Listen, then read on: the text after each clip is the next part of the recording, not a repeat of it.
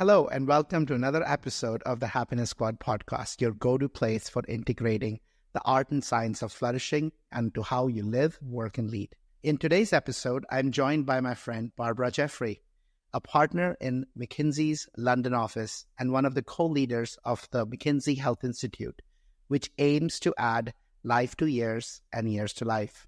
In today's episode, we tackle the critical topic of holistic health, and we will touch upon the global study findings that McKinsey just conducted across 30 countries on holistic health and burnout.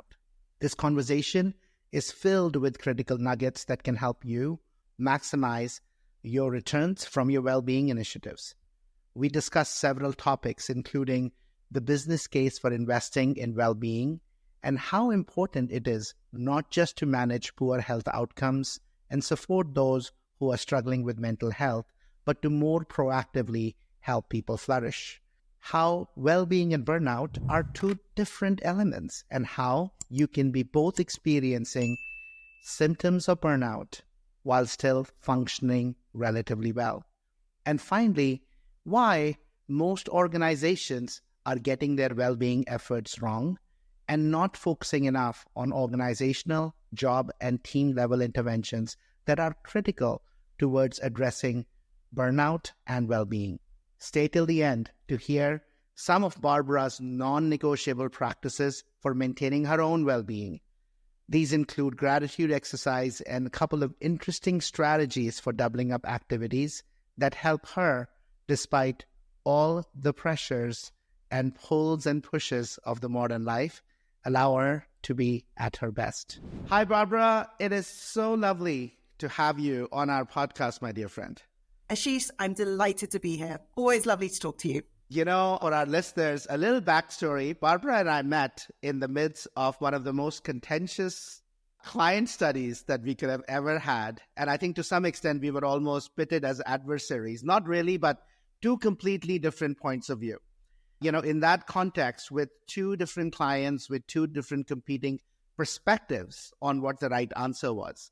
And it's important to remember the word perspectives because there are no rights and wrongs definitively in life.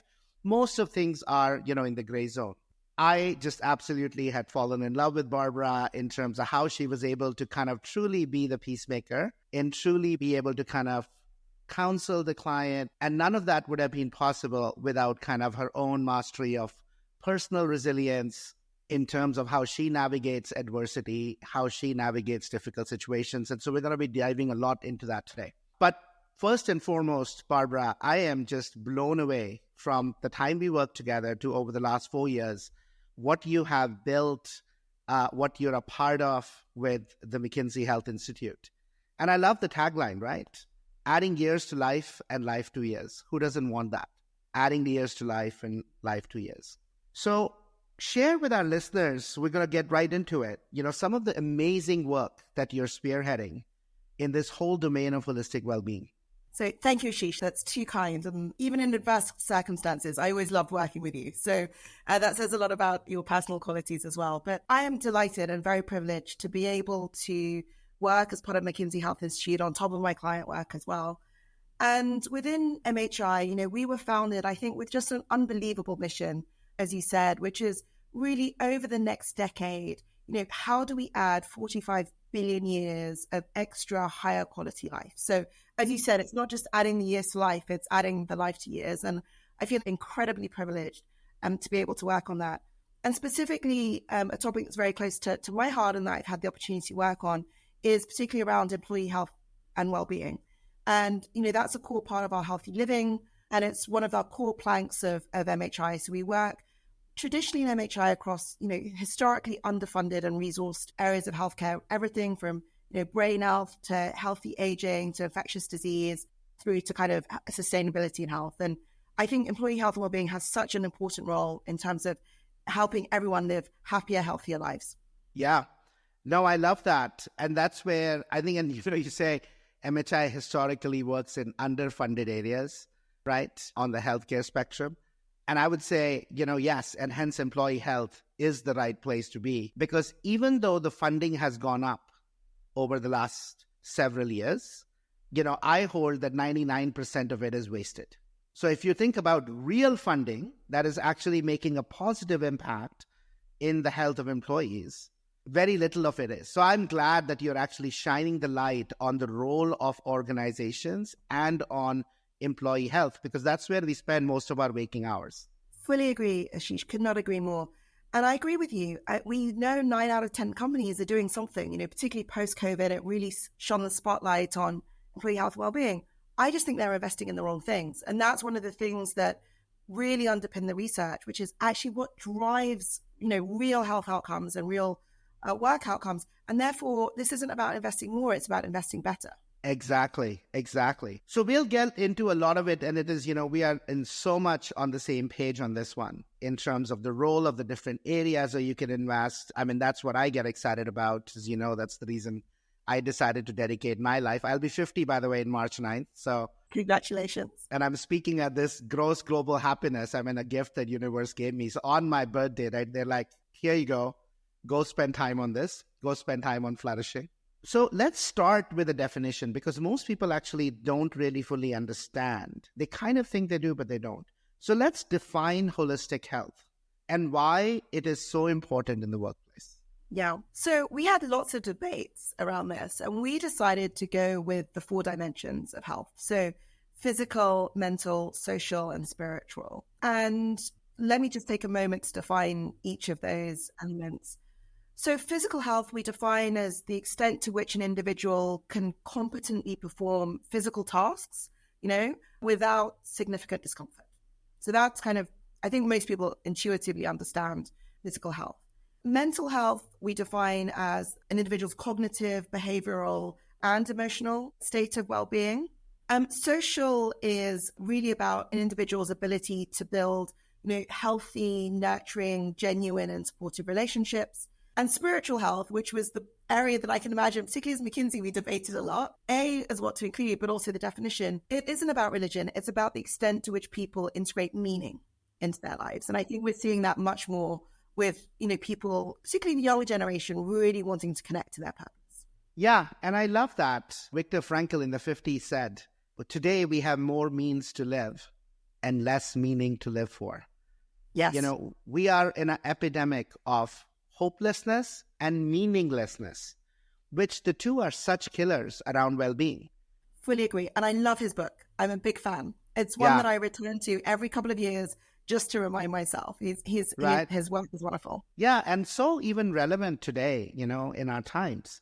So think about those 4 elements, right? And if you're listening, friends, just do an assessment. Where are you in terms of social health, right? Physical health, physical comfort.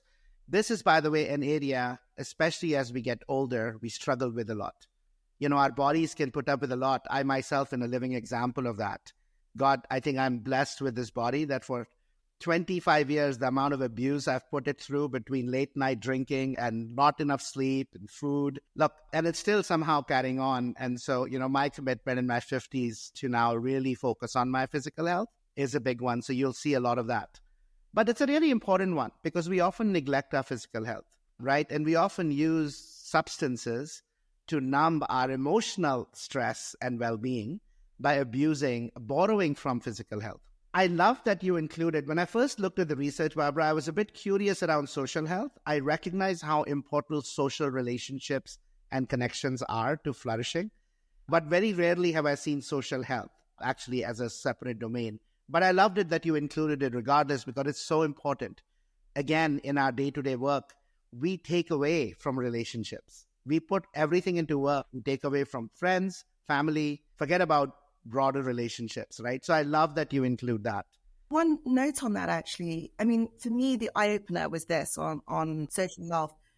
We know that loneliness and social isolation actually is a killer. Yep. Right? I didn't realize this until I started doing this work, but loneliness and social isolation is as damaging to an individual's health as smoking 15 cigarettes a day. I mean, that blew my mind. Yep. That really blew my mind. And, in a world where, nearly 30% of elderly people report feeling lonely, that is, shocking. And so that for me was the killer stat that I remind myself of on a regular basis. I love that. Repeat that for our listeners, Barbara, because I think it's a really important one. People do not understand how important this is. Yeah. So loneliness and social isolation can be as damaging to an individual's health as smoking up to 15 cigarettes per day. Yeah. Think about that, friends. And so why it's so important to invest in this domain, right? So I get it from an individual. Talk a little bit, Barbara, about why is this so important in the workplace? Why are these 4 elements so important in the workplace? Yeah, so as we thought about employee health and well-being, it is about holistic health, because when we look at the underlying drivers behind those things, many of those things feed into each other. So, there's a lot of studies that show actually if you're moving and having physical health, that actually improves your mental health. Social health also improves your mental health. Being in good mental health improves your ability to connect socially. Having some sense of meaning and purpose at work helps drive productivity, also helps with your mental health. So these are all interconnected. And so we saw a real opportunity and need to think about addressing holistic health.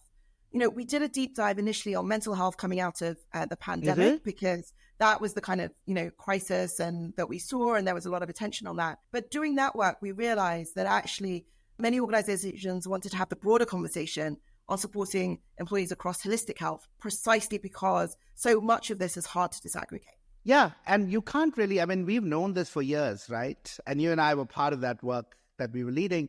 Mental health can't be disassociated from physical health. Mind, body are fundamentally connected, and so I'm glad that I think that evolved into this holistic well-being conversations now. So talk a little bit about, there is such amazing research. We'll dig into a couple of elements of it, including the important role that organizations play rather than individuals, things that individuals can do into this.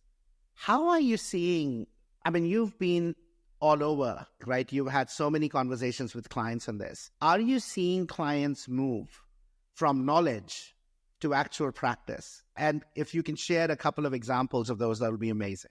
Yeah. So as ever, Ashish, there's always a few front runners around this. So I think we're increasingly seeing a movement towards actually understanding that this is an issue. Not only that, but it's becoming a C-suite issue. And so I think the things that have driven that have been, coming out of the pandemic, but also investors starting to understand actually that there is a big correlation, actually, frankly, between a company's workforce and the degree to which they are thriving and actual performance. So there are studies that now show that there is improved stock market performance. So there's not, for me, just a kind of moral case for doing this. There's also a business case.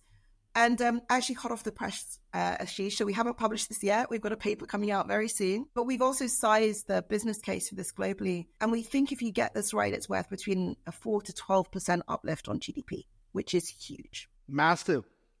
So yeah. Even, you can't necessarily capture all of that, of course, but even if you capture 10% of that, that is a major driver for both economies and for businesses. So we do see some front runners. There are also obviously a lot of companies that are skeptical around this. And so you have those.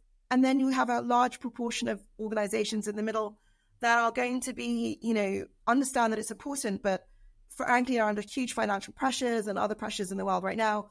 And actually the extent to which they're going to do this is dependent a bit on it being forced upon them rather than necessarily proactively moving. But my view is, you can either take the opportunity to do this to yourself, or you can wait and have this done to you, because we're seeing increasing evidence of investors doing it. We're seeing workforce making choices based on how, they're investing in their employees.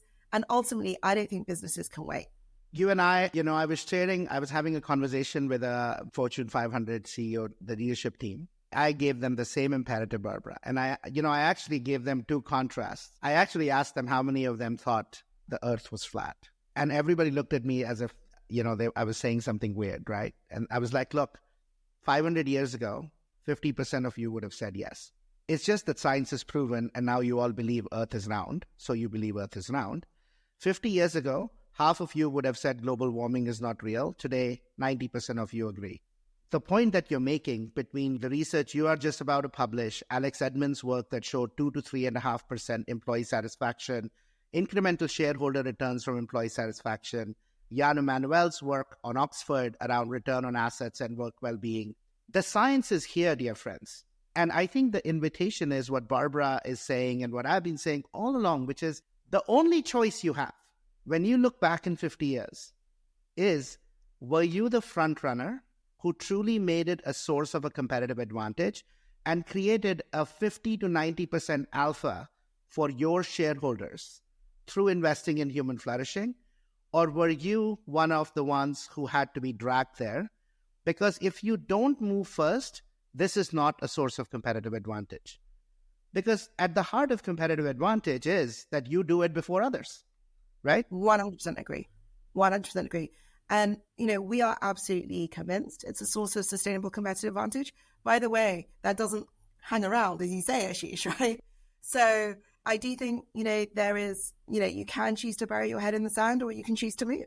Exactly. So let's talk about movement and what what should they think about doing? So this research you did was amazing. Thank you for the investment you all made into it. 30 countries, 30,000 individuals you all interviewed. What were some of the biggest findings on this topic, Barbara, that really stick with you? Yeah. So the first was really around, when we looked at this across the organization, that it was perfectly possible to have good holistic health and also experience symptoms of burnout at the same time. So when we looked at this globally, we found that 57% of employees globally report being in good holistic health. So that's across all those 4 dimensions that we talked about: social, spiritual, physical, and mental. But we also found that, around 1 in 5 employees globally were experiencing symptoms of burnout. And we define burnout as those 4 elements around exhaustion, mental distance, emotional impairment, and cognitive impairment. And for me, I had not realized, again, maybe because I hadn't necessarily thought about it, but actually those 2 things are independent of each other. So if you think about, holistic health on one dimension and burnout on another dimension, there's a group of the world which is what we call faring well. So that's about 50%. So I think that's a kind of half glass full part. The half glass empty view is the other 50 aren't in that top box, right? They're not, reporting both good holistic health and few signs of burnout. There's a group of about 10% who are what we're calling in the stretching zone, who are actually well functioning, reporting good holistic health, but actually showing really quite high signs of burnout. And that's a very, worrying group. There's another group, which is about, 30%, which is what we call in the managing group.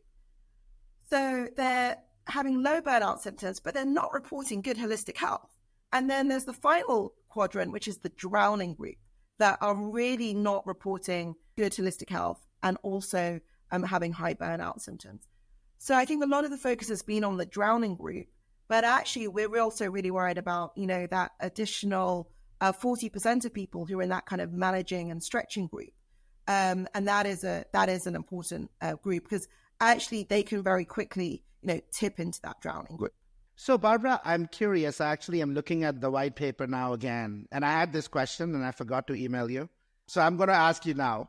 So, when you look at holistic health, I want to talk a little bit about what does it actually mean when we say higher functioning and what's the impact of that? So are they performing even at the level that you want and they're just struggling, not coping well, is more kind of mentally and emotionally? Or what exactly did you all mean when you said higher functioning? Yeah. So what we looked at, again, this is, a scale that we use, which is a 1 to 5 scale for each of these different elements that we looked at. And, Ashish, I'm sure that you and I at some point would put ourselves in that group, right? Well, we actually, physically, I was running, I was walking, actually I felt mentally, I felt like things were fine, etc. But actually, if you look at we also measured burnout on a scale, including the Schweifele scale. And actually, when you look at the individual components of that, I would actually probably have marked a few of those off myself. I never tipped into full burnout, but there were definitely moments in my life I was probably in that stretching zone without actually really knowing it. And I think that is the point, that actually there is a group that is in that zone. And until you're prompted to ask yourself the questions, you may not even realize you're in that zone. We hope you're enjoying this episode. If you'd like to start building habits and integrating the Hardwired for Happiness practices into your life, come check out Rewire, our program on the Happiness Squad website. Rewire contains 35-minute micro practices that can help you truly build habits for a happier, healthier life filled with more love and meaning. The program uses the science of habit formation and the power of community to support you in moving from knowing to doing to being. Now, back to the episode. I love that, right? And it very personally touches me. It connects with me, right? And I think this is, frankly, if you're a consultant or if you're a banker or like if you're a senior executive, this zone will be familiar to you, right? This is that zone when we have overextended ourselves 2, 3, 4 weeks into a row, or have gone, 7 days with 3 hours of sleep. I'm working on the midst of a deal. We think somehow through coffee and through sheer grit that we are kind of muscling our way through. Yeah, but frankly, we tough it out, right, Ashish? We tough it out. That's what you do, right? This is life, toughen up, pull up your shoelaces or whatever the phrase is, right? But the reality is our performance is nowhere, by the way, also close to where we think we are, right? Yes. Great. We are 30 to 40% less thinking slower. We are not making the right decisions. Emotionally, we are less regulated. So I love that you're actually capturing that. We are functioning as in we're not dead. We're not like completely taking a break because we can't handle anything anymore. But it's that zone. And there's so many who find themselves because of the changing world in the zone right now. Yeah. And Ashish, interestingly, we didn't actually, this is self-reported, right? So I think the important point that you're making is your perception of your own performance and how you're actually functioning. We didn't actively translate that into actually, how productive you actually are. So I think, that is an important point you make. So that was kind of one of the core findings. The other one for me was actually that there is a big opportunity here to really shift the focus from optimizing poor health to better health. Exactly as I said, because I think it's really about how do you move from the focus on the people who really actively need support, and employers should do that, obviously. So those that are, in that middle zone. Also because frankly, if you think about life, you work across the spectrum, and at some points and then the other big piece, and this was again a big insight. Barbara, can you pause for a minute before you go there? I think this is a really important one because of all the conversations I've had in the year and a half. There is so much resources to go towards supporting those who are not well. But proactive care and creating interventions and supporting people who are towards being more healthy, they might not be sick, but we can all be healthier, I think is an important message here. Yeah, absolutely. And I think this is not about deprioritizing EAP systems which I have seen, people reporting on, right? It's not about that. If people are in crisis, you absolutely have to support them, full stop. However, it's just that's been the only focus or a disproportionate part of the Disproportionate. Focus. And actually, when you look at the business case, coming back to that, most of the business case is actually moving people to optimal health. It's actually not so much on moving people out of the crisis point. And I think that's where the opportunity lies. It's much more about how do you move to those, proactive investments that avoid people getting into that zone so that you can unlock all of that wonderful productivity, attract employees, have a happy, healthy, thriving workforce, rather than, just focusing on the people who really need critical support when we get that. Because you know what, when we do go there, we'll need that support, but it's about how do you support everybody? Right. It's about the 80%. Or 80, in your case, it's the 87%, right? Like how do we, and by the way, because even those who are faring well, as any athlete would tell you, just because you're doing well doesn't mean you can do better. We all have those growth edges, right? 100% agree. And again, this is self-reported, right? So amazing. So number one, you said burnout and well-being are two different. You can be burnt out and functioning well. Second, don't just support people who are, suffering. It's about moving everybody to better health. Beautiful. What else? And the third one was really about the need to really think about different layers of the organization and thinking, we developed this model looking at both what we called demands and enablers, but we also looked at the factors beneath that. We looked at over 30 factors and we looked at those as individual, job, team, and organization level levers because we really wanted to understand what was driving those health-related outcomes as well as those work-related outcomes. And when we looked at that, what we saw is that if you're looking at those poorer outcomes like burnout, over 95% of the negative variance is driven by job and team level. When you look at holistic health and the impact on holistic health, that picture totally changes. Their individual job, team, and organizational factors become much more important. So what you see is that holistic health is driven by the enablers, while the burnout symptoms are driven much more by demands at the team and job level. And this is really important, Ashish, because if we go back to the conversation we were having about investments, most employers have really focused on the individual and they focused on the reactive. And we're saying the opportunity is at job, team, and organization level, and it's about developing a holistic framework that also looks at the enablers. And so some of those, just to give you some examples of some stressors and some enablers, just to bring that concept to life. When we look at the stressors, it's things like workload, work pressure, toxic workplace behavior, interpersonal conflict.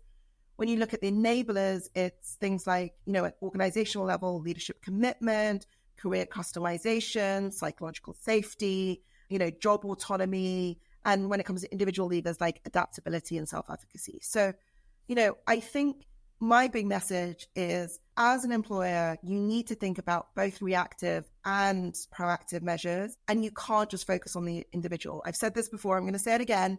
You can't yoga your way out of this. This is really about building a comprehensive portfolio of interventions in order to drive holistic health. Yeah, absolutely. And this is the part of the research, friends. If you haven't had a chance to see it, we'll put a link in our show notes to this article. I really, really urge you to think about this and go into it, because this is at the heart of the work we're doing in Happiness Squad. This is at the heart, of what we need to do. Individual interventions, more headspace, more calm, more things that we give to individuals is not going to cut it, right? As Barbara said, even if you look at health, only 27% is individual.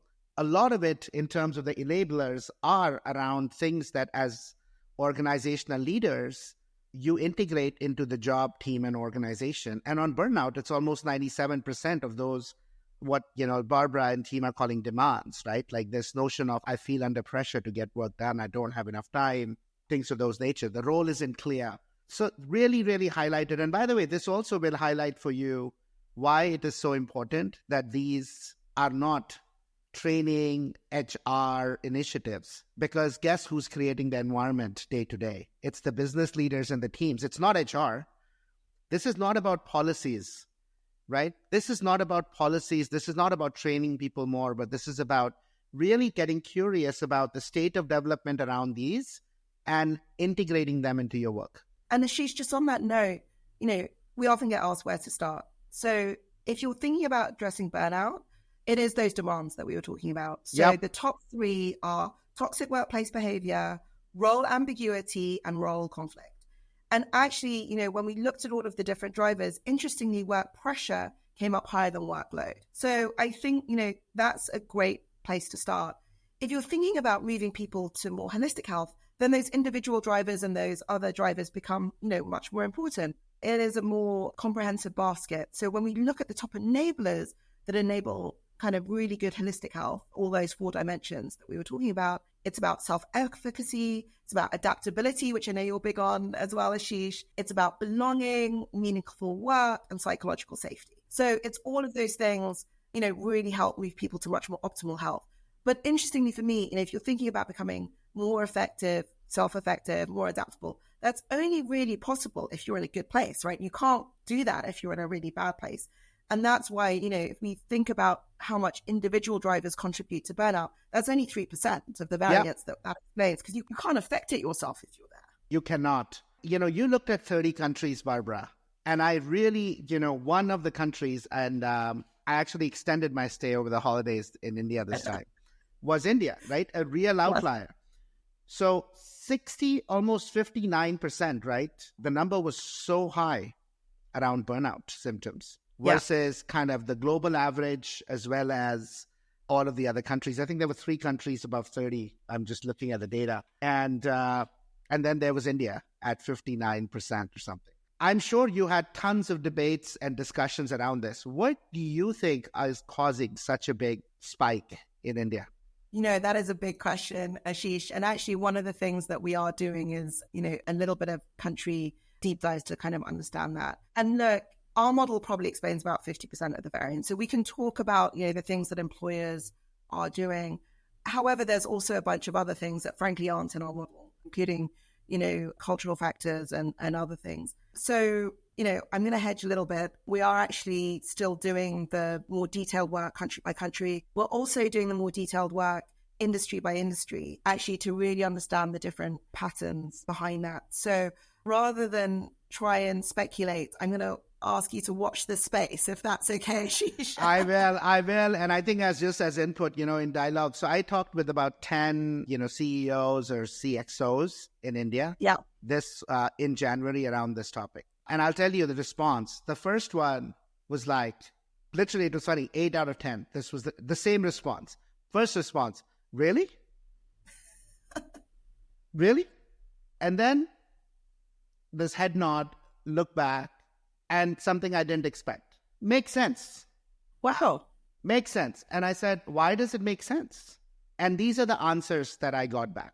So just as, input into as you look at specifically the India model, because I think 1.5 billion, 300 million middle class, booming economy, growth. I think this is actually quite a relevant topic for India. Sheesh, I'm taking notes. I'm putting these in. This is going to... Right. So go for it.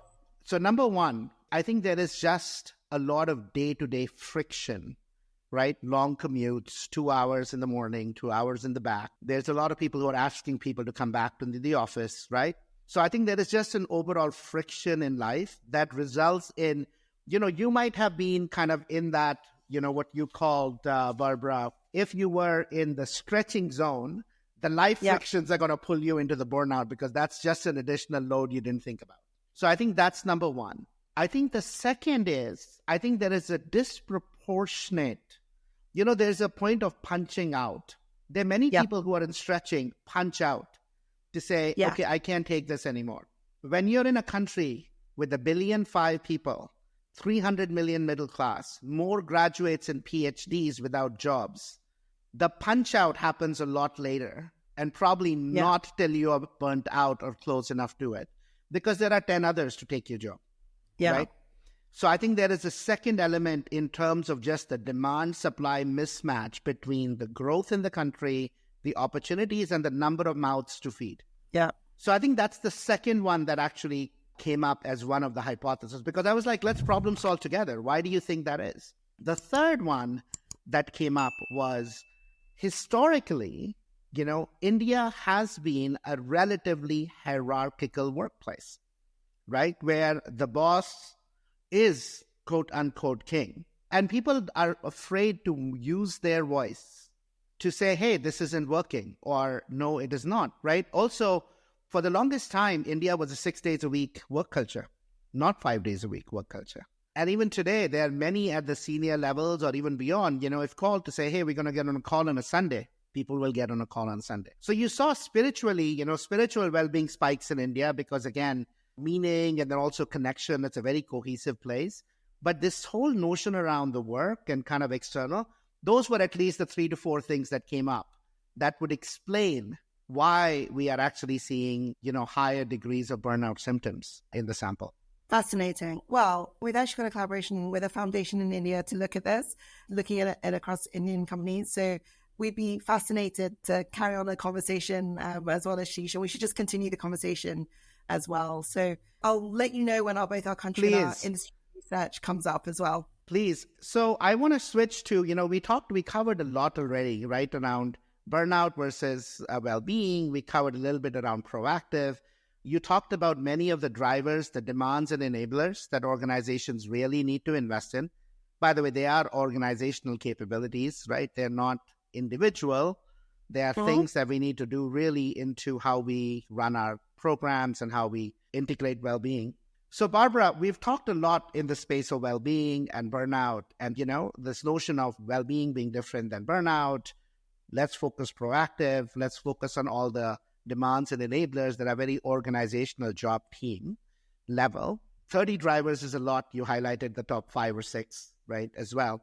One of the things that always inspires clients is to look at interventions that work, et cetera, and what others are doing. So talk to me a little bit about, some of the things that you're finding in your research and the resources you all are making available through MHI for companies? Yeah. So as you know, we try and work evidence-based, right? Because there's a lot of stuff there and it's a bit like throwing spaghetti at a wall sometimes and seeing what sticks, right? So what we've tried to do is start to build an interventions database, which we've got as part of our employee health platform. What a core part of the MHI's mission is to make things open access. So that's available. You just have to sign in and have a login. And within that interventions database, we look at the academic literature around, proven interventions that work. But we also have there a number of case studies, which are open access around what companies are doing. They're publicly sourced. There's some case studies there of some very large, companies like Patagonia or Unilever, and there's some smaller companies as well. So really, I think a great resource. And we're continuing to build it out for people to use because, we want to make sure that this is open access and that we're building a set of data that people can add to. And we'd also love to hear from, people if they know of things that they've tried and that have worked. And, we've got everything from the burden of evidence from a full scale, randomized clinical control trial, randomized clinical control trial, right the way through to kind of just more, simple case studies. So it's work in progress and we're building it, but we're excited about starting to build the evidence around what works. Friends, I have dug into this and it is super generous, right, for McKinsey, the level of investment that's gone into it, MHI, Barbara's work. We had a chance to connect together about 6 months ago. I contributed our elements of what we were doing. Really, it's open access. So any providers, any solution providers, there's so many who are deeply caring about this, and any companies and any company leaders who are doing well-being work. Please look at that website. Please look at that database. You'll find lots into it, and please contribute freely because this is a huge issue right now for every organization, for almost every country. You'll see it. And only if we contribute collectively behind this effort to enrich it through practice and lived experiences, things that are working versus not, will we make a difference here, right? So I'll put the link in, but please look into that and leverage it for yourself and contribute back. Thank you, Ashish. That's very generous of you. Yeah. So I want to end, Barbara, with many people think around well-being and, you're a partner at McKinsey, you're a mom, you serve clients, you're also involved with MHI. There's a lot of additional pro bono work I know that you do as well. So I would love for you to share with our listeners, what might be 3 or 4 kind of non-negotiables or ways in which you make sure that you are continuously filling your cup. You are implementing some of the practices that you're researching that are allowing you to be able to do what you're doing, because for me, you're operating at such a high level and the amount of work and amount of impact you're having is something that, is super admirable. Thank you, Ashish. I sometimes feel a little bit like a doctor in the sense that I'm very good at telling others what to do and then being less consistent about doing it myself. I'm very, very happy to share. I think it's about making sure that you do things across all 4 dimensions, right? So I think there's a couple of things that is important. I think everyone has their own practices. The one for me is just about consistency, right? So I'm a strong believer in doing something is better than nothing. Just do it, then just do it again. And some things that really help me. And I think so. One is consistency. The second is what I call doubling up. So being able to hit all of the dimensions simultaneously. So let me give you a simple example. I love to walk. I love to run because movement's really important for me. And so yes, when I'm in the office, I can go for a run and, on the treadmill and it hits my physical part. Even better, I enjoy it much more if I can walk or run by the river in nature because I happen to live close by to a river. That's doubling up. Last weekend, I could even triple up. So I went for a walk. I went with my friend. She brought her dog. We took the kids. And then you've got the social interaction as well. So you've got the, spiritual connection to nature. You've got, the physical exercise. You've got the social connection. My mental health, I came back buzzing after that. So I think just, simple things around consistency. Doesn't have to be big, just small. And the more that you can double, triple or quadruple up, the better because, we've all got busy lives and that makes a huge difference. The other thing that I do is just very, very simple practices. I know we've talked about this as well, but the one thing that I make such a huge difference to my mental health is the gratitude one as well.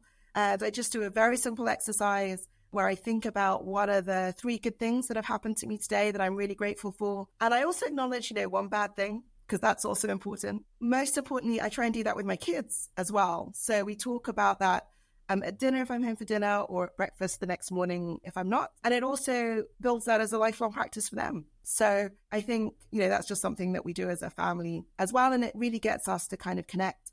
And we love to eat together as well, because that for me, again, is a huge part of the spiritual and social part for me as well. Amazing, amazing practices. Barbara, thank you for making the time to come and have this conversation on the Happiness Squad podcast.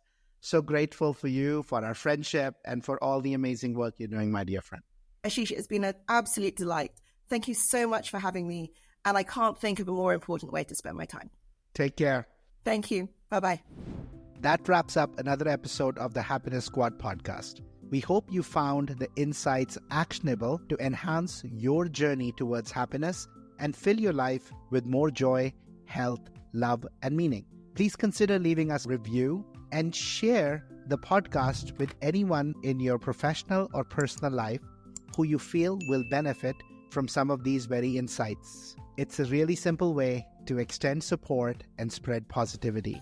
Take care, and remember, happiness is a choice that's available to you moment to moment in the here and now. Take care and see you next week.